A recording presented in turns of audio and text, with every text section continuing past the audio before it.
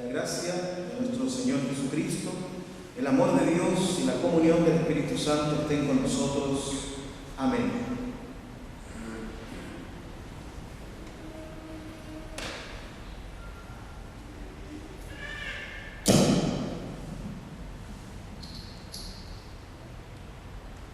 Una de las mayores luchas, podríamos llamarle de esa forma, o conflictos que tenemos cuando pensamos en Dios, es algo bastante inconsciente también, es algo que no tiene que ver con algo que pensamos, pero es un conflicto que se mantiene en nuestra mente constantemente. Es una lucha, podríamos ocupar esa palabra. ¿Cómo hacer que Dios sea Dios y no una proyección de nuestra mente? ¿Cómo pensar en Dios para que Dios sea Dios y no sea en realidad una proyección de lo que yo pienso? ¿Se había preguntado eso alguna vez? Está difícil. Porque usualmente la imagen que nosotros podemos tener de Dios se parece mucho a nuestra forma de pensar. Es decir, si Dios, o mejor dicho, si a mí no me gustan los comunistas, a Dios tampoco. ¿Sí? Si a mí no me gustan, no sé, personas con ciertas tendencias sexuales, a Dios tampoco. Es algo que está en nuestra mente constantemente, pero no siempre nos damos cuenta de eso. ¿Cómo pensar a Dios, que Dios siga siendo Dios y que no necesariamente sea una proyección de lo que yo estoy pensando? Porque si Dios es una proyección de lo que yo estoy pensando, cuando yo oro a Dios, quizás no esté orando a Dios, quizás me esté hablando a mí mismo. ¿Se fijan que no es fácil? Y que las consecuencias de pensar a Dios como si fuera una proyección mía pueden ser bastante complicadas. ¿Cuántas veces usted ha sentido que usted está en desacuerdo con Dios en nuestra forma de pensar? De hecho, es uno de los conflictos hoy día políticos que tiene que ver también con la influencia de la religión dentro del ámbito del mundo. Ustedes saben, por ejemplo, que la elección reciente de Donald Trump también tuvo un importante apoyo del mundo evangélico y protestante. Y por lo tanto, el Dios que de alguna forma permite que salga tal o cual presidente tiene que ver con tendencias políticas también. Es bien difícil sacudirnos de esto. No me puedo sacar a veces esta imagen de Dios. ¿Qué tanto se parece este Dios a cómo yo pienso? Por eso nuestra búsqueda siempre es una tensión. Entonces el hippie dirá: Dios es amor y paz. Mientras que una persona que no sea tan hippie dirá: Dios es así. No hay vuelta. Y generalmente esas posiciones se parecen mucho a cómo nosotros somos también. Por lo tanto, en este gran matorral que le llamamos creencia, tratar de encontrar el camino para saber cuál es Dios y quién es Dios y cómo es Dios es una experiencia que nos lleva 2000 años dando vueltas. 2000 años. Y no es menor porque el 95% del planeta son creyentes en algún tipo de existencia divina. Por lo tanto, tenemos diferentes formas de pensar a Dios. ¿Hay elementos comunes entre todos ellos? Es posible. Una de las fórmulas que yo considero que pueden ser utilizables a la hora de querer saber realmente quién es Dios es intentando echar un vistazo a los sinsentidos de la Biblia. a las contradicciones de la Biblia. Porque cuando yo veo una contradicción, lo voy a explicar en el sentido de que es una contradicción a la razón, no una contradicción teológica, sino una contradicción a la razón. Porque a nosotros, a nivel psicológico, cuando somos contrapuestos con quienes somos, afloramos realmente. Cuando somos confrontados. Y ustedes dirán, ya, pero ¿y cuándo yo soy confrontado? Fácil, yo le puedo decir que usted es confrontado cuando alguien le dice algo que a usted le molesta. Y si 10 personas le dicen eso mismo y a usted le sigue molestando, y si 20 personas le dicen lo mismo y a usted le sigue molestando, es porque esa contradicción está mostrando una parte suya que usted no logra ver. Así funcionamos, así funciona la mente. Y así nos protegemos también. Entonces yo me acuerdo que alguna vez lo comenté en un culto, cuando yo era más chico, más joven y alocado. Entonces si yo salía en grupo, en el colegio por ejemplo, o grupos de jóvenes de la iglesia, yo era el típico mozuelo que todos se ponían a hacer, digamos, la fogata o armar las carpas y todo, y yo salía a caminar por la playa, solo,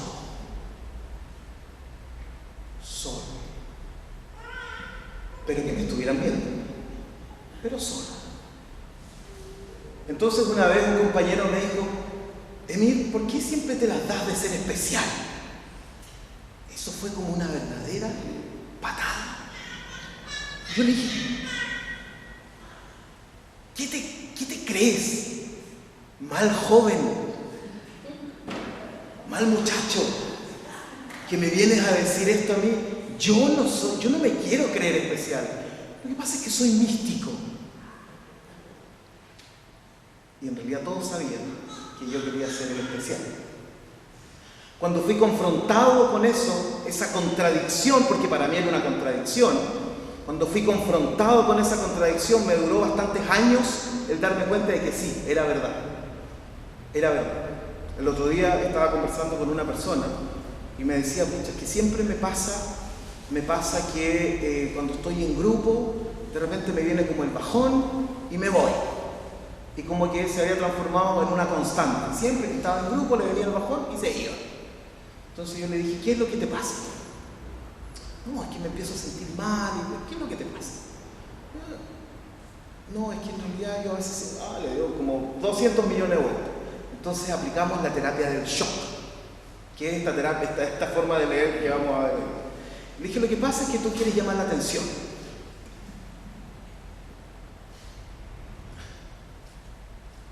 Es verdad. Sí. Habíamos conversado varias sesiones. Me dijo, es verdad.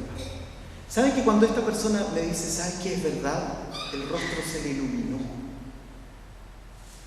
Y no me vino a ver más a la oficina, digamos.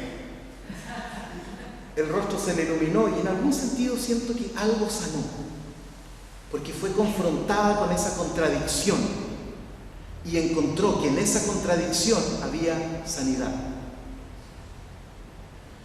Por lo tanto, si yo quiero conocer a Dios, quiero ver a Dios, al verdadero Dios y no al que se parece tanto a como yo pienso, debemos explorar los sinsentidos también que puede tener la Biblia. Por ejemplo, en el monte Sinaí, cuando está el pueblo de Israel, el texto hebreo dice que vieron la voz de Dios. ¿La voz se ve?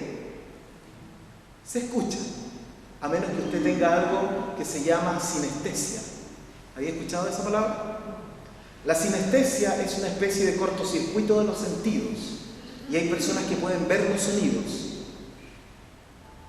Hay personas que pueden ver los sonidos, por eso un sonido fuerte, hay gente que cierra los ojos porque pueden ver los sonidos. Hay otras personas que sinestésicas que, por ejemplo, se hacen esto, sienten un sabor. Los sentidos están como haciendo cortocircuito. Entonces, en el Sinaí, los israelitas vieron la voz de Dios.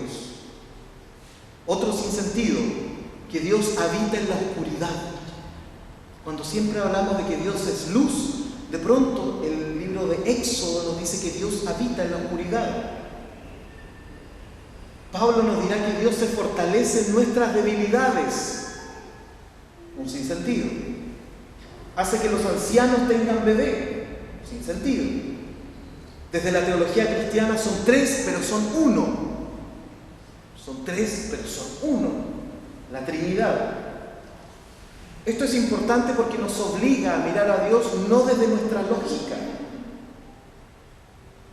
No podemos, porque creer y más aún confiar en Dios siempre se da salir de nuestra ataraxis. Otra palabra complicada. Escucha el pastor que llegó complicado de día. Pero la ataraxis es la mejor palabra desde la cual yo podría definir un estado de quietud total, donde no pasa nada. Tener una relación con lo religioso, con lo divino, con Dios, nos saca siempre de nuestra ataraxis, de nuestra forma de vivir sin tensión. Siempre poner los ojos en Dios nos llevará a una tensión en la vida. Lucas 1:13 lo acabamos de leer. El ángel le dijo, se le aparece un ángel, imagínense, Zacarías es un sacerdote y según las encuestas y las estadísticas, lo más probable es que en el tiempo de Jesús, bueno, anterior a Jesús porque iban a ser Juan, la probabilidad de que un sacerdote ofreciera el incienso en el templo donde estaba el arca de Dios era una vez en la vida. Una vez. O sea, el sacerdote que le tocó, digamos, ofrecer el incienso, le iba a tocar una vez en la vida, por lo tanto, era un tremendo evento, un gran evento. Y Zacarías está ofreciendo el incienso y se le aparece un ángel. El ángel, ahí al lado del ángel. El ángel Gabriel. Y le dice, no tengas miedo. Voz de ángel. ¿Quién ha escuchado un ángel? Pero necesitamos hacer la diferencia. No tengas miedo, Zacarías. Y aquí viene una de las cosas más intrigantes que yo puedo leer de este texto. Ya nos había dicho el texto que Zacarías y su esposa Elizabeth eran viejitos. No sé si tercera o cuarta edad, no voy a decir ancianitos para que no me pifien como cuando Ernesto dijo el club de los ancianos. Pero eran viejitos, y además viejitos justos que hacían lo correcto delante de Dios. Y el ángel le dice, no tengas miedo, Zacarías, pues ha sido escuchada tu oración. Estoy seguro que en esa mañana Zacarías no había estado orando para tener hijos. Supongamos que tenían 80 o 90 años. ¿Cómo es que el ángel le dice fue escuchada tu oración si lo más probable es que Zacarías y Elizabeth habían dejado de orar por eso hace como 60 años? O sea, Zacarías tiene que haber dicho, igual llegó un poco tarde la oración, igual se demoró, digamos, el mail le llegó a la bandeja de spam a Dios y hasta ahora se viene a dar cuenta que nosotros llevamos orando 60 años para tener un hijo.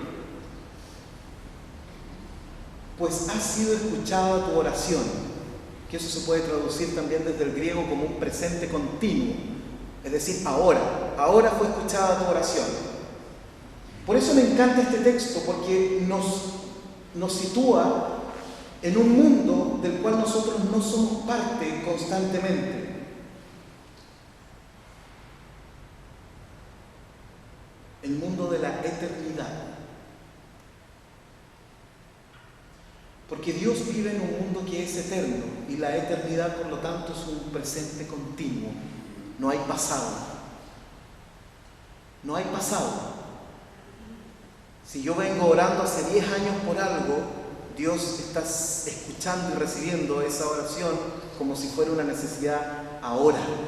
No del ayer, sino de ahora. Es un presente constante, es un presente continuo. Cuando nosotros oramos, nos estamos inmiscuyendo, nos estamos colando, podríamos decir.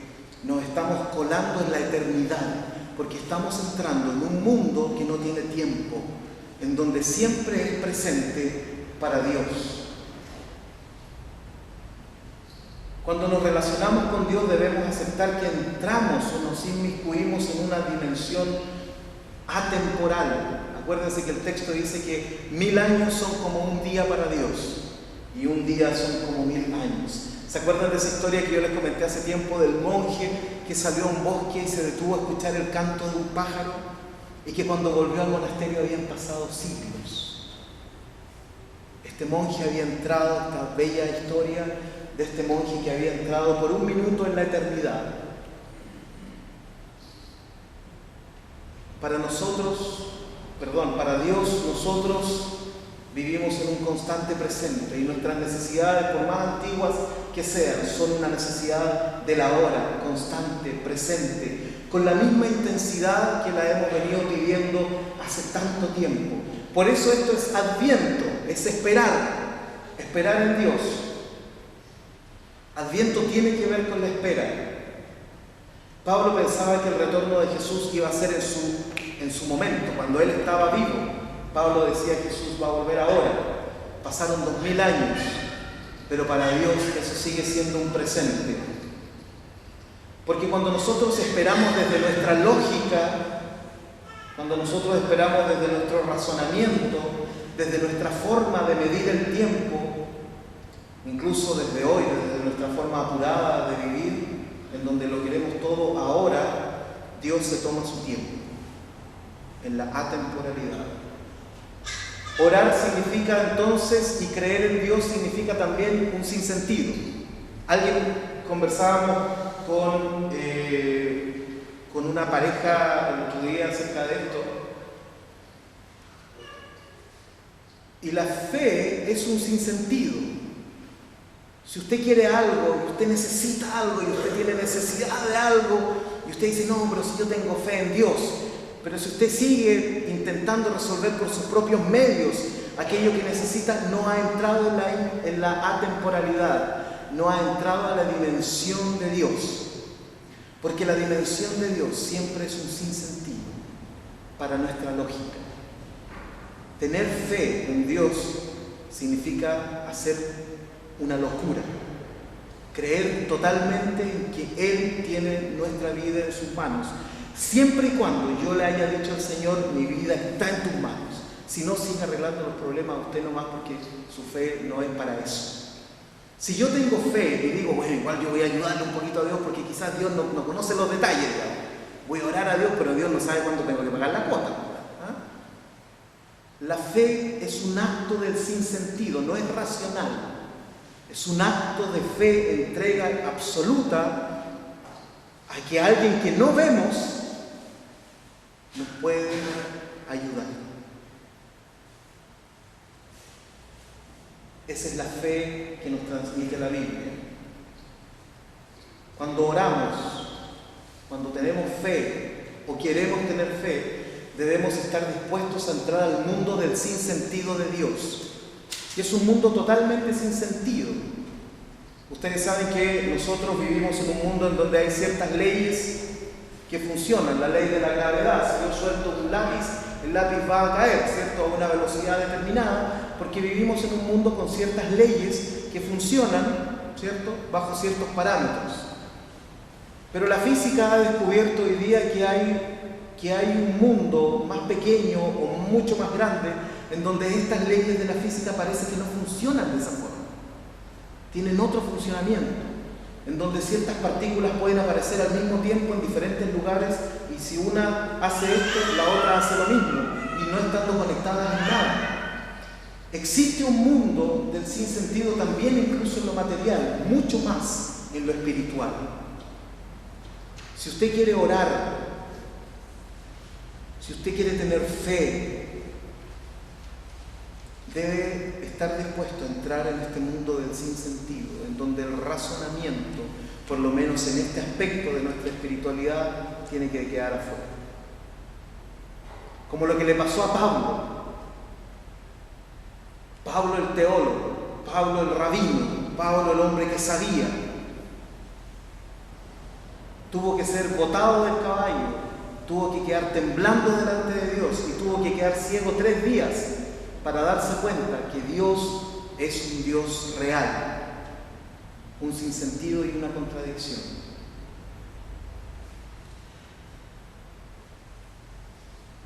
Adviento es esperar en Dios, para Él, con Él y en Él.